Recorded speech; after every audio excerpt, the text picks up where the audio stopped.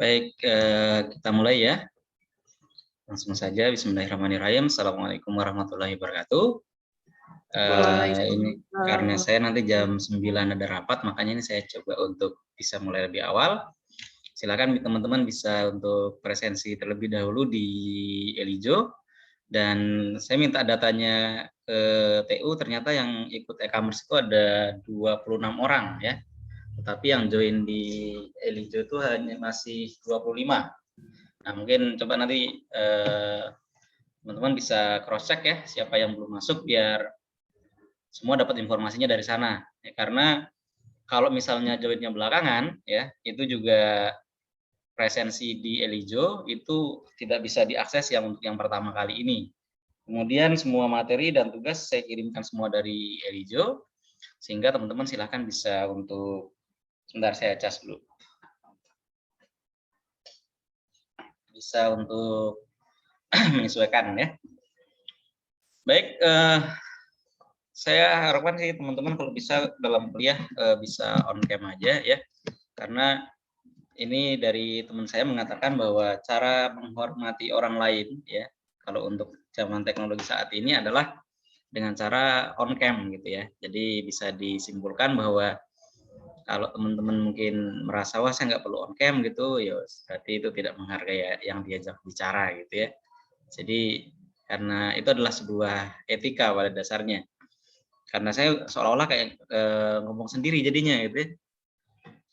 Baik, kita langsung saja karena tadi saya sampaikan saya kuliah nanti ada rapat jam 9 sehingga tadi saya minta komstingnya untuk mulai jam 8 ya. Karena saya tadi awalnya mau saya berikan secara online tapi yang mimpin rapat saya tanya mulainya jam berapa, ternyata mulainya jam 9. Akhirnya terus bisa untuk dimulai jam 8 saja ya. Ini tadi Mas Hafiz menghidupin tapi kok jadi mati. Ya, terus tadi siapa yang berarti minggu depan mungkin perlu wajib on cam ya, yang nggak on cam di kick aja gitu kayaknya. Apa sekarang mau seperti itu? Ya, yang nggak on cam di matiin gitu. Karena saya bisa nge-kick teman-teman dari sini sih posisinya gitu ya. Oke, nggak apa-apa. Untuk awal mungkin kita coba dulu ya. Nanti mungkin kalau yang untuk minggu depan dan saya nggak ada acara, kita coba untuk luring mungkin ya, bisa luring di lab, tapi jumlahnya 26 cukup kayaknya. Baik, di sini saya sudah share screen ya, teman-teman sudah saya minta untuk presensi melalui Elijo, dan saya cek untuk presensinya itu baru 12 ya, baru 12. Nanti kalau teman-teman presensi di atas jam 8.15 ya, di atas jam 8.15 itu terhitungnya terlambat ya. Nah, nanti untuk yang terlambat saya akan ada apa namanya? Ada kebijakan tersendiri lah ya. Nanti yang bisa mengumpulkan tugas dan sebagainya mungkin yang bisa tepat waktu aja. Karena untuk saat ini alasan koneksi internet dan sebagainya saya rasa bukan alasan yang baru sekarang pada rapi-rapi kan. Oke, terima kasih teman-teman. Baik, kita lanjut.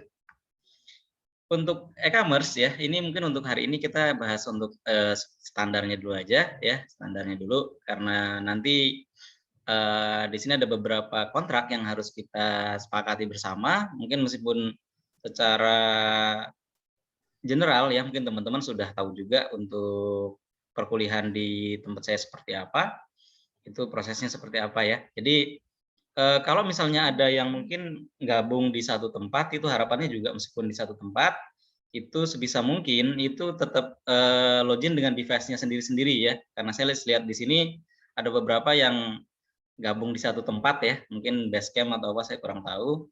Tapi kemarin di bahasa Inggris itu juga sama, di bahasa Inggris juga sama. Ada beberapa mahasiswa yang gabung di satu tempat, itu juga tapi dengan device-nya masing-masing kayak gitu. Itu keren banget ya. Jadi sudah berusaha karena biasanya begini, bagi yang nggak on cam, kemudian terus apalagi bareng-bareng itu mesti kuliahnya saya jamin kuliahnya tetap nggak akan maksimal biasanya. Ya meskipun mendengarkan, cuman karena juga posisinya mic-nya off gitu, saya nggak tahu apa yang kalian diskusikan di situ, itu mesti tidak akan pernah maksimal ya. Jadi ya kalau misalnya sudah disepakati ya silahkanlah bisa atur sendiri, misalnya di satu tempat tempatnya sama, ya mungkin ada yang di depan lah atau yang di mana gitu ya. Jadi biar kalian juga kondusif juga ya. Baik, seperti biasa nanti untuk tentang kehadiran ya, harapannya sih teman-teman bisa hadir tepat waktu. Saya juga tadi coba untuk kejar waktunya sebisa mungkin sampai di kampus jam 8 ya. Sampai kampus jam 8 dan bisa berkurang, maksudnya bisa kurang dari jam 9 ya.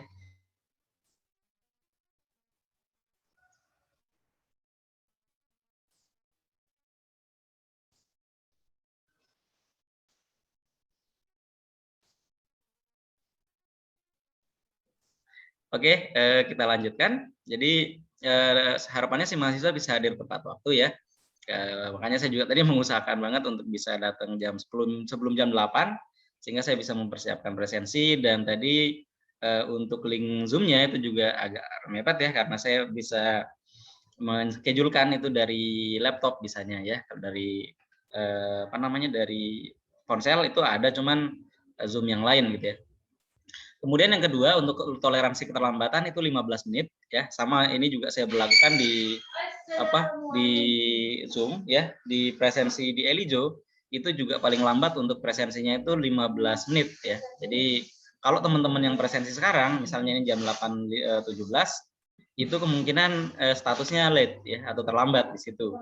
Jadi nggak akan bisa presensi dari awal jadinya ya. Kalau saya cek sebentar.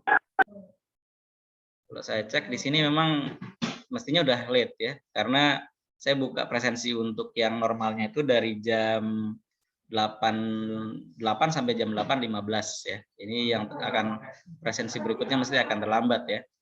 Dan nanti mungkin yang akan terlambat juga akan saya coba berikan perlakuan tersendiri ya. Artinya biar sama dengan teman-teman yang hadir tepat waktu ya, biar yang hadir tepat waktu juga bisa mendapatkan benefitnya tersendiri gitu ya.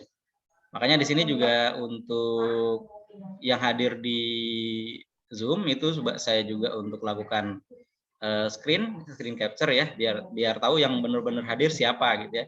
Karena memang presensinya bisa dibuka dari mana aja ya, yang untuk di Elijo, jadi saya bisa lihat dan di sini nanti akan coba saya capture aja yang hadir siapa aja gitu ya, kelihatan karena kan ini juga saya rekam ya.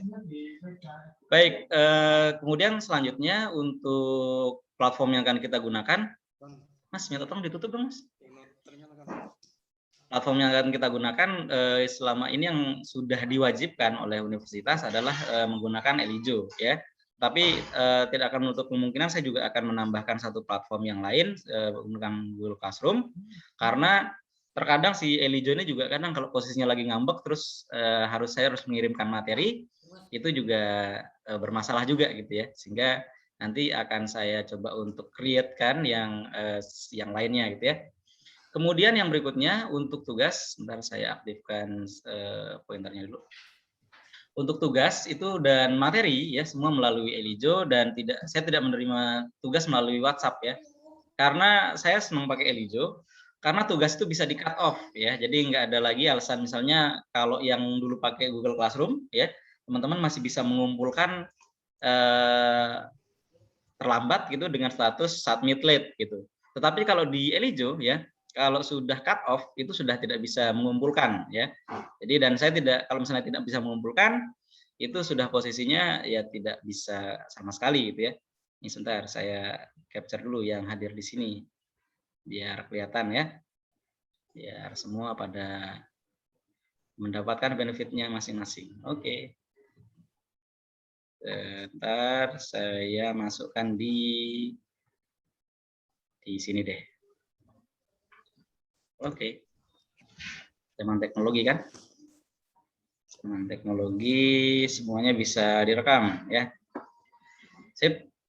Saya save. Oke, sip. Baik, kemudian untuk nanti misalnya karena adanya beberapa kadang event yang tiba-tiba mendadak ya. Ini pun hari ini saya juga sebenarnya rapat jam 8:30 di jadwalnya. Tetapi karena saya tanyakan ke panitianya yang mengundang, itu katanya mulainya jam 9 ya sudah, saya bisa kuliah jam 8 sampai jam 9 gitu ya. Baik, Nanti kalau misalnya ada halangan dan sebagainya, nanti akan saya kontak ke salah satu dari teman-teman yang sebagai mahasiswa di sini. Baik, lanjut untuk, nah ini yang hadir hari ini ya. Terima kasih udah saya capture ya. Nanti teman-teman bisa minta foto ini kalau buat dokumentasi silakan. Jadi ini sudah saya capture yang hadir hari ini ya. Jadi nanti saya akan cross check untuk data ini ya dengan yang presensi ya. Karena kalau dilihat di sini di kehadiran itu ada 16 orang, tetapi yang presensi ya, yang presensi itu ada lebih mestinya. Karena ini presensinya lebih. Ya, jadi seperti itu. Nanti akan saya coba cross check. Silakan pokoknya yang bisa presensi dulu aja. Ya, meskipun statusnya terlambat ya, silakan, yang penting ada upaya untuk sana ya. Oke, terima kasih yang udah hadir tepat waktu. Kemudian untuk selanjutnya ini saya skip aja. Kemudian ini adalah saya kembali overview tentang penilaian ya, tentang komposisi penilaiannya. Nanti untuk tugas dan presentasi itu ada 25% ya. Kemudian untuk kehadiran 10%.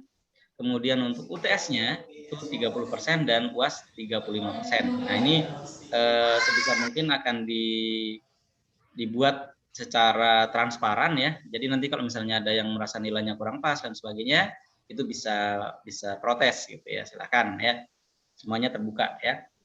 Kemudian kita masuk di sedikit tentang pengantar dulu tentang e-commerce, dan mungkin saya akan overview juga tentang tugas akhirnya ya. Kalau kita kembali ke sini, saya biasanya memang tugas akhir itu langsung saya buat project ya. Projectnya nanti kalau yang dulu itu projectnya masih sifatnya kayak apa ya? Jadi buat platform e-commerce ya, tetapi harus sesuai dengan yang saya inginkan ya. Jadi beberapa dulu itu ada yang membuat pakai cara instan ya. Pakai cara instan kan sekarang banyak tuh platform yang menyediakan untuk e-commerce secara instan ya. Saya lupa apa namanya, pokoknya ya semacam platform yang bisa bikin website e-commerce secara instan ya. Jadi langsung jadi kayak gitu ya. Itu ada beberapa yang buat seperti itu, yaitu nilainya saya kurangi. Nilainya banyak sekali, hampir separuhnya malah ya. Jadi paling mudah adalah teman-teman bisa mengikuti apa yang saya rekomendasikan ya. Karena apa? Karena tujuannya memang bukan semata-mata kalian punya produknya itu gitu, enggak gitu ya. Jadi kalau di prodi lain saya juga mengajar mata kuliah e-commerce ya. Saya ngajar e-commerce itu juga di manajemen dan sekarang di pendidikan ekonomi. Nah, tetapi untuk proyeknya itu beda ya, maksudnya beda perlakuannya.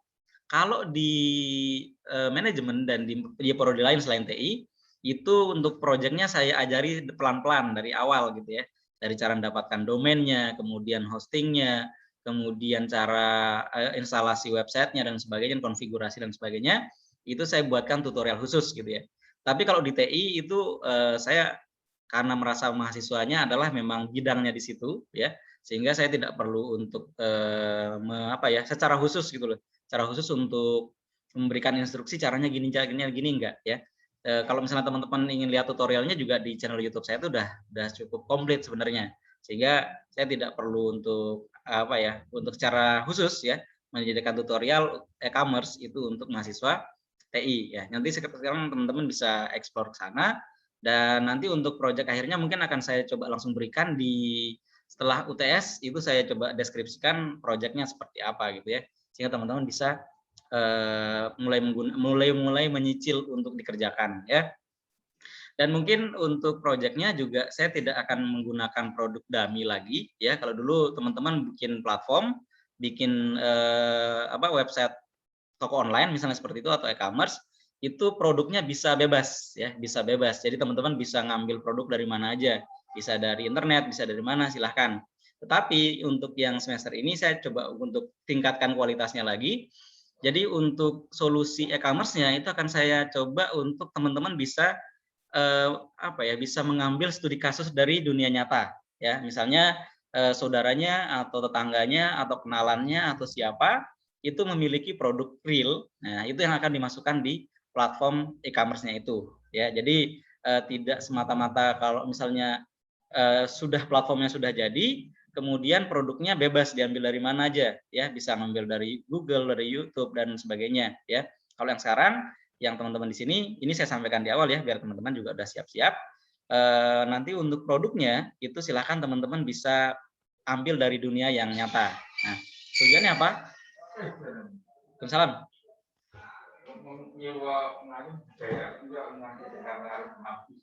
Apa? Angkot, oh, splewu toh. Ya, jadi nanti bentuk apa proyeknya seperti itu, biar teman-teman bisa persiapan dari sekarang, gitu ya.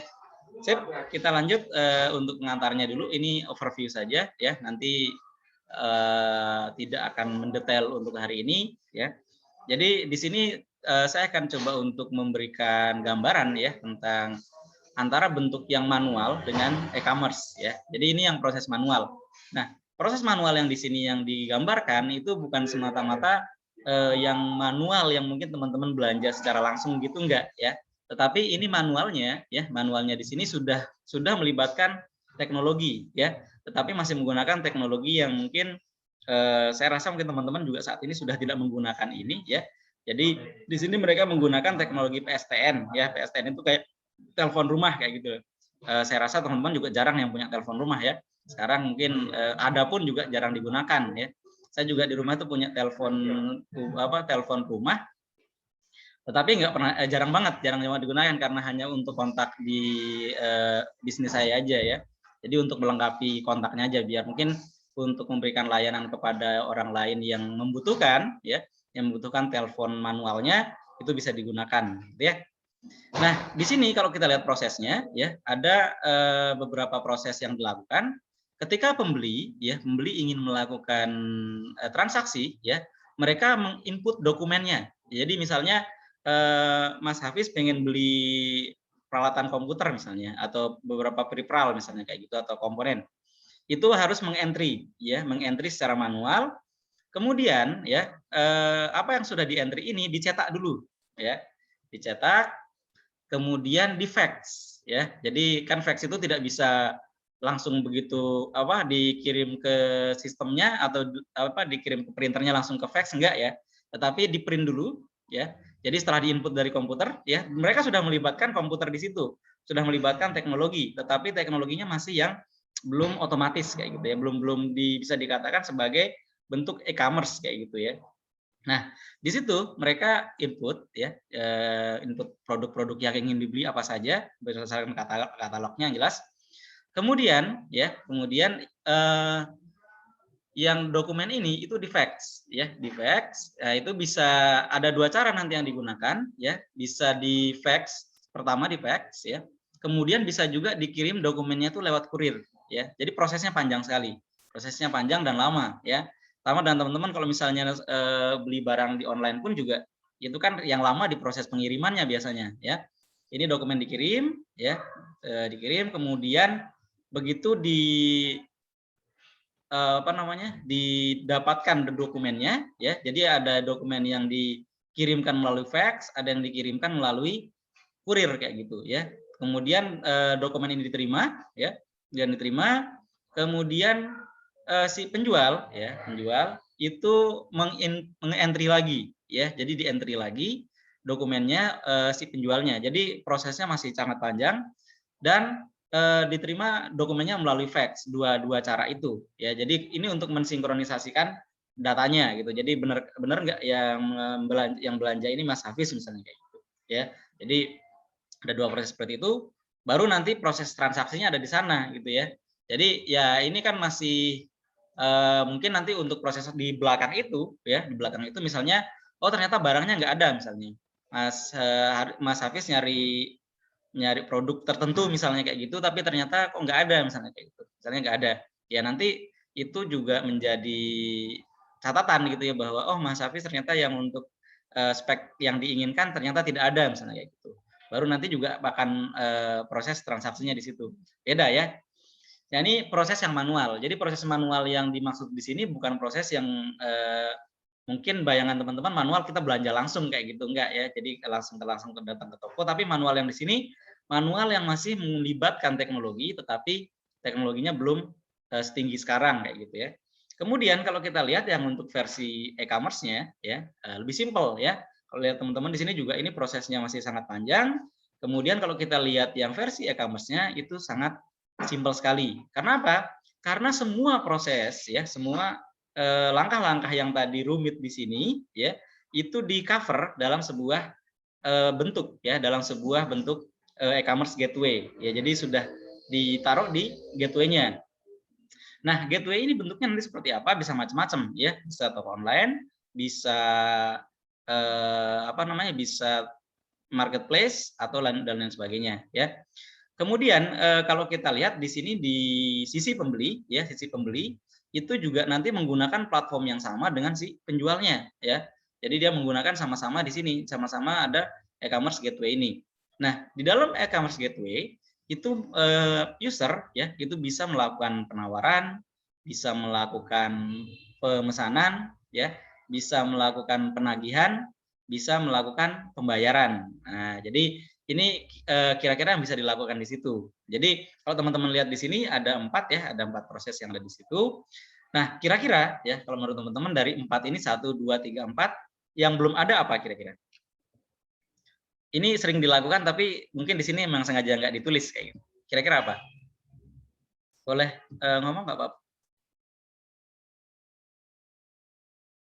Silakan. Siapa yang on mic? Mas Ujang baru masuk. Siapa silakan boleh bebas kalau yang mau menyampaikan siapa aja ya silakan yuk sebelum saya tunjuk kira-kira dari 4 ini yang belum ada apa gitu.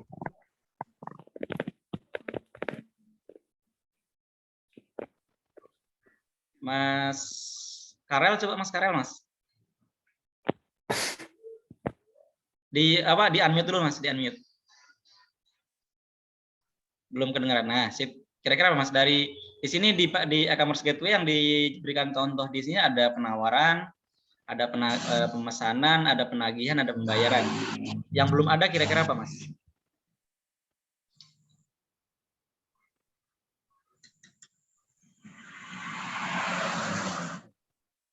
Nggak kedengeran Mas suaranya Mas. Ngomong ya? Nggak tahu. Oh, nggak tahu. Nggak tahu, Pak. Ya, oke. Jawaban paling aman ya, nggak tahu ya. Baik, yang lain mungkin di sini siapa? Ini saya jadi cerita gini, skenarionya. Untuk penggunaannya saya menggunakan dua monitor. Satu monitor itu yang menghadap ke teman-teman, yang satu monitor saya untuk slide-nya. Jadi slide-nya sebenarnya ada di samping saya, sehingga biar kesannya tetap menghadap ke teman-teman gitu ya. Mas, tapi ini siapa yang on mic? Mas Restu ya? Coba Mas. Ya Pak. Ya. Izin menjawab, izin menambahkan. Ya. Mungkin ada pengembalian Pak, pengembalian barang gitu. Retur. Yang apa Mas? Nggak kedengeran. Sebentar saya coba, mungkin karena audio saya terlalu kecil. Sebentar saya perbesar. Oke. Menambahkan dari keempat itu kan. Ya. Itu ada penawaran. Oke. Pemesanan, penagihan, pembayaran, kemudian ada pengembalian barang, Pak. Oke, pengembalian barang mungkin. Sip. Ya, bagus dari Mas Restu Rizal ya. Jadi ada satu yang ditambahkan, penawaran, pemesanan, penagihan, pembayaran dan retur ya, ada retur ya, itu mungkin yang belum ada. Kalau yang lain, ada yang lain lagi nggak? Yang lain monggo. Tadi dari Mas Restu Rizal menyampaikan ada pengembalian barang ya. Yang lain monggo silakan Mbak Ratna mungkin. Yang sering belanja online Mbak Ratna silakan. Di unmute dulu Mbak. Oke. Pemasaran Pak. Pemasaran, oke, hampir mendekati ya, karena memang tujuannya untuk e-commerce itu untuk memasarkan produk ya. Jadi saya rasa masih masuk lah dari di e-commerce gateway, tapi nggak apa-apa. Jadi di forum saya boleh salah ya, jadi nggak harus benar semua. Terima kasih Mbak Ratna. Yang lain mungkin ini saya coba untuk biar teman-teman coba untuk brainstorming ya. Yang lain mungkin Mas Eko, Mas Fakih Mas. Di unmute dulu Mas, monggo. Kira-kira dari tadi yang disebutkan ada penawaran, pemesanan, penagihan, pembayaran. Tadi Mas Restu menambahkan ada pengembalian ya. Coba Mas Fakih, kira-kira apa Mas? Belum Pak. Belum. Coba kira-kira nggak usah malas berpikir, coba. Dari 4 ini 4 udah ada loh. Udah sering belanja online Mas?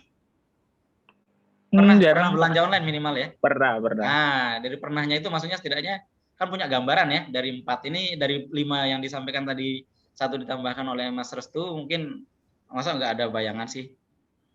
Saya yakin kalau pernah belanja pernah tahu gitu ya. Jadi sebisa mungkin jangan saya ambil posisi aman nggak tahu gitu ya. Sebisa mungkin ya jawablah, meskipun salah nggak apa-apa kok. Salah nggak bakal nilainya jelek juga. Silakan, Mas Fakih. Kira-kira apa? Tadi Mbak Ratna juga coba menjawab, pada pemasaran gitu juga nggak pernah saya salahkan ya. Yang itu loh Pak, yang apa kayak di Tokopedia kita bayar gitu, kalau misalnya barangnya nggak sampai, uang kita kembali gitu loh Pak, namanya lupa. Berarti sama ya, hampir yang tadi. Kalau yang dari Mas Restu pengembalian barang, ini pengembalian dana gitu ya Mas ya? Iya. Oke, sip ya. Nggak apa-apa Mas, itu juga udah benar ya. Jadi nggak usah takut menjawab untuk dengan ambil posisi aman. Jawaban aman tuh memang nggak tahu gitu. Kalau nggak tahu dosennya udah lepas gitu, enggak ya.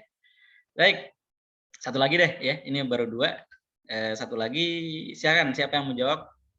Boleh, siapa aja yang kira-kira tahu? Mas siapa ini yang lagi santai gitu ya? Enggak. Silakan, siapa yang bisa jawab langsung di unmute, nggak apa-apa kok. Mas Ferry, coba Mas Ferry Adi Wirawan, Mas. Ya, Pak. Ya, monggo Mas Ferry. Kalau saya lebih ke pemasaran sih, Pak. Oh, pemasaran sama dengan Mbak Ratna tadi ya?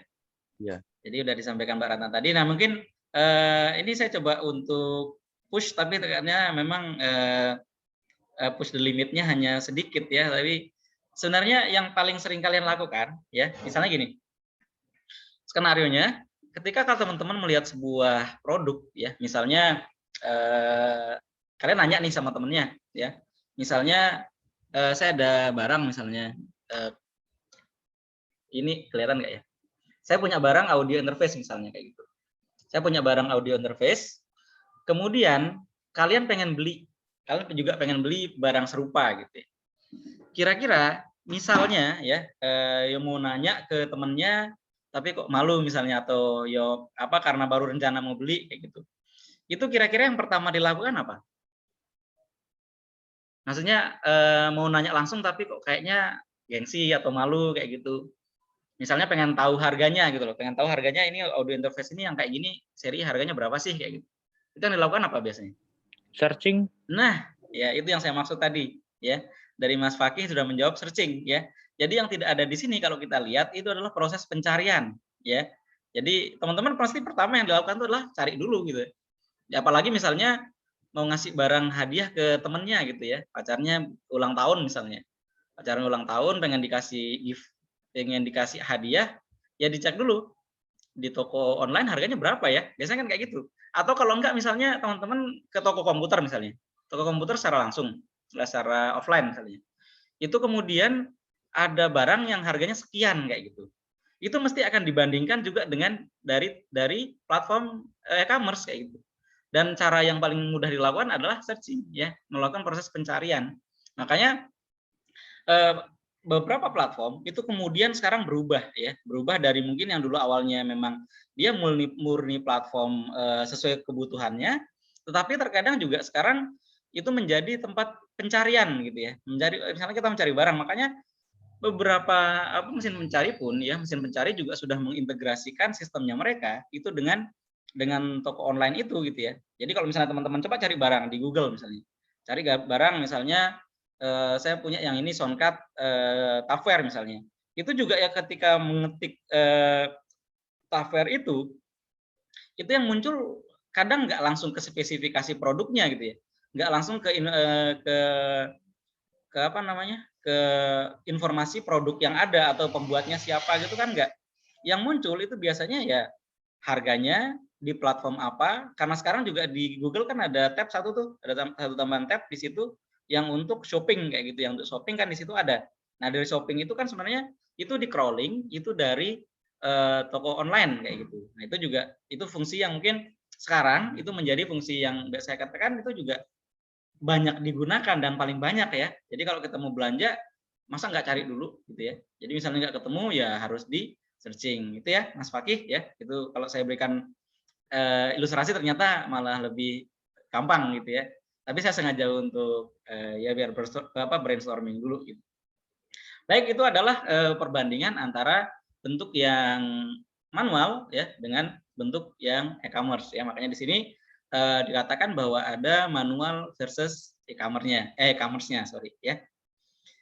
Oke, kita lihat dulu definisi simple dari sebuah e-commerce ya. Jadi kalau kita lihat bahwa e-commerce itu adalah aktivitas penyebaran ya, penjualan, pembelian, pemasaran produk atau barang dan jasa ya. Jadi untuk e-commerce itu tidak murni misalnya harus barang semua, kemudian dengan pemanfaatan jaringan telekomunikasi seperti internet dan jaringan komputer ya. Jadi definisinya simple ya, dan saya yakin teman-teman juga sudah bisa membayangkan kira-kira kalau misalnya saya menanyakan tentang definisi e-commerce menurut teman-teman misalnya kayak gitu ya. Jadi di sini akan ada penjelasan seperti ini ya, bahwa e-commerce itu adalah sebuah aktivitas penyebaran, penjualan, pembelian, pemasaran produk dan pemanfaatan jaringan telekomunikasi seperti internet dan jaringan komputer ya.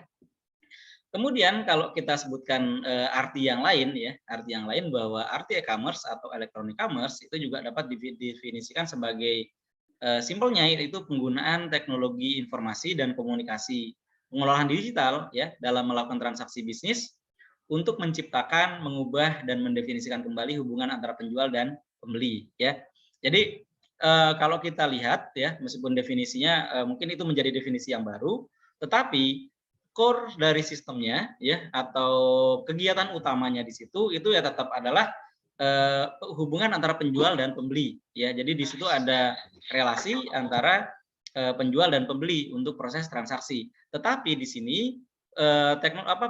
menggunakan teknologi elektronik kayak gitu ya. Jadi kita sebut sebagai e-commerce ya. Jadi itu adalah definisi dari e-commerce yang berisik.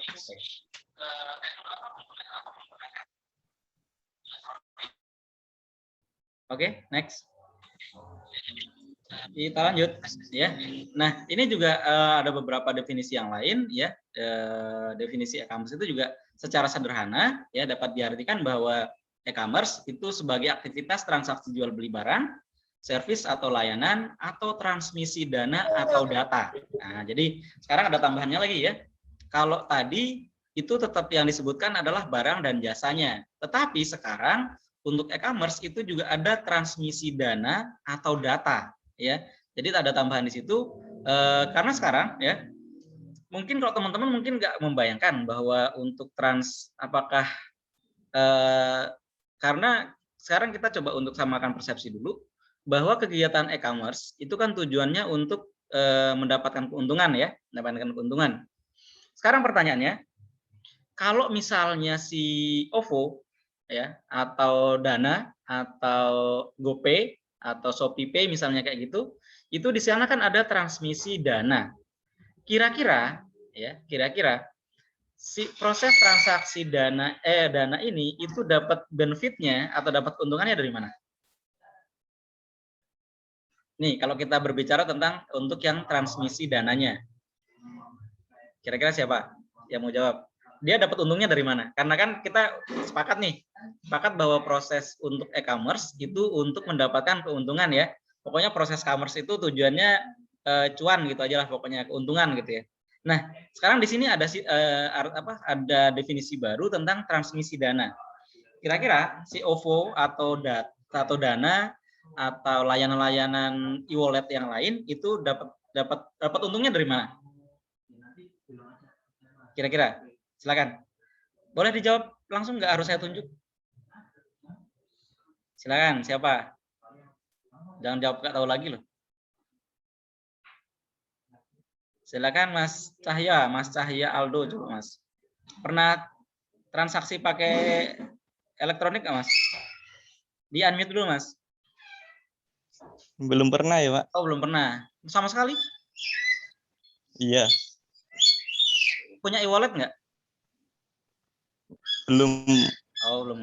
berarti Bukan orang IT berarti ya. Bisa pindah prodi aja Mas, nggak apa-apa. Karena apa? Karena saya yakin semua yang ada di sini itu pernah pakai ya. Saya yakin di sini pernah pakai, mau sekecil apapun yang kalian gunakan itu mesti pernah pakai. Saya yakin ya. Karena atau juga apalagi yang suka game ya, suka main game, kemudian yang lain ya dan sebagainya. Di Indomaret juga sudah menyediakan itu gitu ya. Ini Mas Cahyo Aldo kayaknya tinggalnya di pelosok banget gitu, jadi mungkin jarang akses ke sana. Oke, nggak apa-apa. Yang tahu yang lain? Mas Triwin Steel coba Mas. Kira-kira Mas, ini sebenarnya saya cuma ingin tahu sebenarnya mereka cuma dapat untung dari mana gitu ya. Cuman itu sih. Halo, Halo, dengar Mas. Sip. Pak. Ya. Kalau dari saya sih mempunyai tradisi umum, Pak. Gimana Mas? Maksudnya itu kayak gimana? Dari pengirim uangnya, Pak. Oke, dari mengirim uangnya itu ada? Ya. Maksudnya itu kan kayak gimana ya? Kalau saya kan seringnya pakainya PayPal. Oke, sip. Nah, itu ya kan pas mau kirim ke rekening yang lain itu kan nanti dipotong buat pajaknya itu, Pak. Nah, ya, sip ya. Jadi itu Mas Cahyo Aldo, nanti Mas Triwin Steel coba Mas Cahyo Aldo di ini ya, di tutor ya. Ini malah Mas Triwin Steel udah menggunakannya, makanya PayPal gitu ya. Malah saya udah jarang pakai PayPal sekarang. PayPal saya nggak tahu kayaknya di blok kayaknya. Karena belum masukin NPWP. Karena biasanya saya transaksi ke luar negeri itu dulu pakai PayPal awalnya, cuman biayanya tinggi banget gitu ya. Berapa persen Mas Triwin kalau transaksi PayPal? Sedikit kok Pak, cuman dulu 145.000 dolar. Oh, $100. Enggak, kalau misalnya sekali transfer kan ada apa ya? Ada biayanya. Biayanya berapa Mas biasanya Mas? Ya. Kalau satu transfer itu satu kali transfer biayanya itu kalau enggak salah 16.000. 16.000. Iya, 16.000 mungkin kalau didolarkan ya mungkin sekitar jadi $1 nih Mas ya. Iya. Ya sebenarnya besar juga. Misalnya $1 untuk satu kali transaksi. Kalau sehari dapat ya ada yang transaksi, orang yang transaksi maksudnya bukan Mas Triwin Steel aja yang transaksi, tapi seluruh masyarakat transaksi gitu. Itu bisa kalau 100 saja ya, sudah $100 itu ya. Jadi itu memang makanya saya terus agak jarang pakai PayPal ya, karena ya biaya transaksinya besar sekali gitu.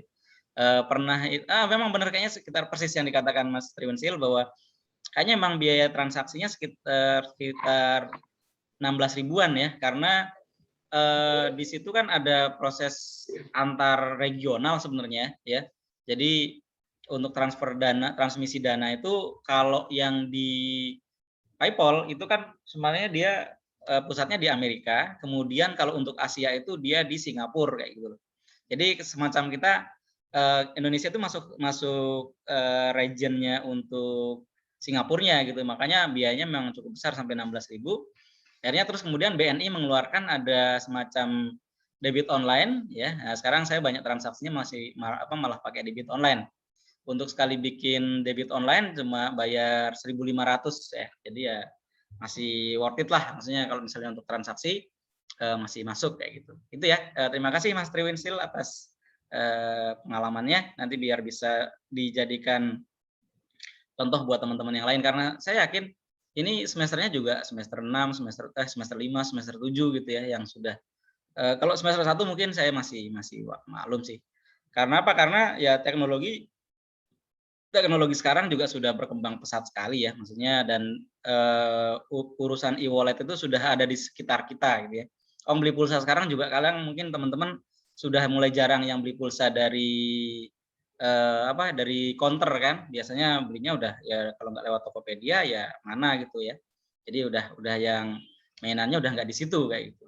Dan saya sarankan ya bagi teman-teman yang mahasiswa IT itu jangan pernah gaptek terhadap sebuah teknologi baru ya. Jadi karena apa? Karena gini ceritanya. Ketika orang atau masyarakat tahu bahwa kalian itu adalah orang TI, ya misalnya ditanya nih di jalan, Mas Eko jurusannya apa misalnya, Mas Fakih jurusannya apa, TI misalnya kayak gitu, itu mesti akan ditanyain. Kalau misalnya hal-hal yang berhubungan sama IT itu mesti ditanya, Jangan kan berhubungan sama IT, yang berhubungan sama TV rusak aja juga ditanyain gitu ya. Nah makanya teman-teman sebisa mungkin harus tahu gitu loh, harus tahu bahwa oh cara kerjanya itu seperti ini. Misalnya ditanyain, misalnya kayak tadi Mas Triwin saya tanya untuk proses kalau misalnya pengen transaksi di luar negeri bisa pakai apa misalnya kayak gitu.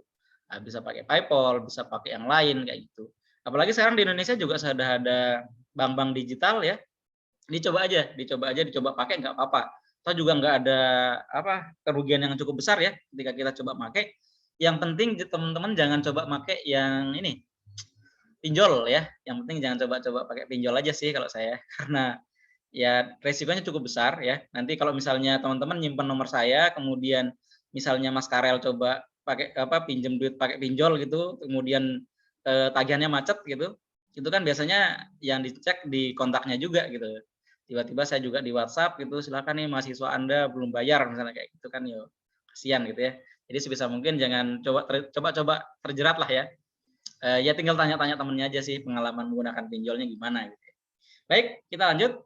Di sini ada servisnya berupa transmisi dana atau data. Nah, jadi yang dijual sekarang itu bukan hanya barang, bukan hanya servis, bukan hanya transmisi dana, tetapi di situ juga ada data. Nah, jadi saya pernah bantu salah satu dosen di UMP juga, itu beli sebuah e-book ya, sebuah e-book.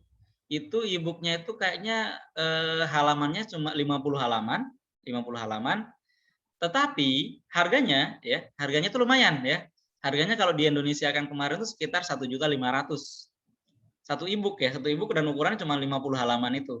Tetapi yang isinya apa di sana? Isinya itu adalah data ya. Isinya adalah data hasil penelitian kayak gitu. Jadi hasil pengujian untuk sebuah material ya, itu datanya ada di sana semua. Artinya di sini apa? Yang dijual belikan itulah data di situ. Jadi kalau kita bayangkan misalnya cuma buku 50 halaman gitu ya, masa harganya sampai 1.500.000 itu. Tetapi karena yang mahal di situ adalah datanya, ya maka yang ditransaksikan di situ itu adalah datanya ya. Sama dengan misalnya data-data kalian lah ya. Makanya kenapa sekarang ada istilah data mining kayak gitu, itu karena memang kan data itu diperjualbelikan atau ditransaksikan kayak gitu. Meskipun mungkin transaksinya tidak dalam bentuk yang langsung, misalnya ini misalnya datanya mahasiswa UMP saya jual ke perusahaan tertentu misalnya kayak gitu, silakan mau promo ke mereka, monggo misalnya dengan harga sekian, itu mungkin enggak secara langsung seperti itu, tetapi juga mungkin ada beberapa cara-cara lain kayak gitu untuk dilakukan seperti itu ya. Jadi itu adalah proses untuk transaksinya kayak gitu ya. Kemudian di sini ada data dengan menggunakan elektronik yang terhubung dengan internet ya. Jadi secara seperti itu. Bahwa di sini kita bisa melihat untuk aktivitas di e-commerce itu ada jual beli barang, jasa, transmisi dana dan data ya. Jadi bentuknya sudah lebih meluas lagi gitu ya. Kemudian ini untuk jenis-jenis e-commerce ya, kita akan overview sedikit aja, nanti akan kita bahas satu persatu ya untuk bagian ini. Nanti di pertemuan selanjutnya mungkin ya, ada yang disebut dengan e-commerce yang bentuknya business to business ya, kemudian e-commerce yang bentuknya business to customer, kemudian ada e-commerce yang bentuknya B2C ya atau business to konsumen, kemudian ada yang C2B ya, konsumen to business, kemudian ada media atau aplikasi e-commerce. Nah, ini nanti sebenarnya di belakang ada tugas ya, cuman saya lebih tertarik ke bagian ini. Nanti teman-teman akan saya berikan tugasnya untuk menganalisis beberapa jenis ini dan coba untuk dicari contohnya ya. Nanti di pertemuan selanjutnya akan saya coba untuk kita diskusikan kayak gitu ya. Tapi tetap teman-teman nanti akan mengumpulkan ini dulu. Nanti di pertemuan selanjutnya akan kita coba diskusikan ya. Oke, next untuk contoh jual beli e-commerce ya. Jadi ada contoh e-commerce itu ada yang pertama ada jual beli online di marketplace ya. Kemudian ada internet banking dan SMS banking ya. Jadi saya juga dulu awal-awal menggunakan yang debit online itu sempat terpikir ini banknya dapatnya dari mana ya gitu ya. Ternyata itu hanya sementara gitu ya. Jadi awal-awal digunakan itu memang tidak ada jasa sama sekali gitu ya. Tapi terus sekitar udah digunakan sekitar 1 tahunan ya. Tiba-tiba sempat dimatikan sementara. Ternyata mereka ganti sistem ya. Ganti sistem dalam artian mungkin mereka sudah terpikir untuk wah ini penggunanya sudah banyak ya, penggunanya sudah banyak. saatnya mendapatkan untung kayak gitu, mendapatkan untung sehingga begitu launching lagi ternyata ada biaya transaksinya. Ya, tadi biaya transaksinya salah satunya saya sebutkan 1.500 per kali kita membuat debit online-nya. Itu kalau yang versi debit online yang bisa dipakai sekali. Tapi kalau debit online yang bisa dipakai berkali-kali, ya bisa dipakai sampai 4 kali kalau nggak salah, itu biaya pembuatan, biaya generate-nya itu 15.000 kalau nggak salah. Berarti mereka untuk di internet banking itu sudah dapat duitnya dari situ kayak gitu. Jadi makanya untuk e-commerce itu memang semuanya fokusnya ke bagaimana cara kita mendapatkan penghasilan kayak gitu ya. Kemudian ada juga yang TV kabel dan internet provider ya. Mungkin kita perlu tambahkan satu lagi di sini adalah transmisi untuk layanan streaming kayak gitu, itu juga salah satu e-commerce sebenarnya ya. Dan itu e-commerce yang paling menguntungkan menurut saya. Karena sekali bikin konten bisa dipakai bisa dijual berkali-kali gitu ya. Kalau teman-teman mungkin yang sering nonton Netflix misalnya atau video.com gitu misalnya versi lokal, itu juga sudah mereka dapat untung cukup besar sebenarnya dari transaksi kita ya. Nah, makanya karena saya juga malas untuk transaksi berkali-kali, ya udah saya biasanya buat dibikin langganan setahun kayak gitu ya. Oke, ini untuk produk-produk komponen yang harus ada di e-commerce ya. Ada produk, ada tempat untuk jual produknya, ada cara penerima pesanannya, ada metode pembayarannya atau metode pengirimannya, ada customer service-nya ya. Jadi ini komponen-komponennya. Makanya nanti di project yang akan teman-teman buat ya, nah komponen ini harus ada semua ya. Jadi nanti di project-nya harus ada produknya jelas ya, tempat jual produknya, cara menerima pesanannya, metode pembayarannya, metode pengirimannya, dan customer service-nya ya. Jadi nanti akan saya jelaskan bagaimana cara membuat sebuah customer service dalam sebuah e-commerce gitu ya. Karena kebetulan saya juga membuat website untuk company saya itu juga sekarang saya lengkapi dengan adanya customer service ya. Karena apa? Karena customer service itu menjadi sesuatu yang penting ya, karena kalau nggak ada buat nanya-nanyanya kalian juga mesti bosan gitu ya. Maksudnya ingin nanya-nanya produknya tapi kok nggak bisa dihubungi misalnya kayak gitu. Itu juga menjadi value added tersendiri ya. Oke, ini tugasnya ya, tapi nanti tugasnya adalah yang tadi ya, yang jenis-jenis e-commerce, karena kalau yang di sini kayaknya beda ya. Beda jenis ya untuk tugasnya, tapi tugasnya nanti adalah yang di sini. Saya akan meminta teman-teman untuk mengidentifikasi masing-masing jenis ini dan contohnya ya. Dan nanti untuk minggu depan kita akan coba untuk diskusikan ya. Baik teman-teman, saya tidak akan membuka sesi tanya jawab karena ternyata sudah jam 9. Saya ada undangan rapat yang seyogianya adalah rapatnya jam 8:30 di undangannya ya, tapi tadi saya coba konfirmasi katanya mulainya jam 9 ya. Baik, ini kontennya saya rekam, nanti teman-teman bisa tonton lagi di YouTube ya. Nanti akan saya coba untuk upload ya. Ini saya masih utang ngupload 3 video sama ini, berarti kan dari kemarin cuma saya rekam aja, belum saya upload ya. Baik teman-teman, mungkin untuk hari ini itu yang bisa saya sampaikan. Dan kemudian untuk minggu depan mungkin akan menggunakan slot hari yang sama ya. Jadi mungkin waktunya nanti sama di hari Kamis pagi mungkin ya. Nanti akan kita lihat kemungkinannya kalau tidak bisa tidak bisa luring ya tetap kita menggunakan daring kayak gitu ya. Atau juga teman-teman kayaknya Kamis Jumat Sabtu biasanya kuliahnya udah agak berkurang. Jadi biar bisa di rumah sekalian kayak gitu ya. Dan saya lihat di sini nggak ada yang di kampus sih ya. Kalau kemarin tuh ada beberapa yang dari kampus ya. Baik, itu teman-teman untuk hari ini. Terima kasih atas perhatiannya. Saya akhiri, kurang lebihnya mohon maaf. Wassalamualaikum warahmatullahi wabarakatuh. Waalaikumsalam warahmatullahi wabarakatuh. Wabarakatuh.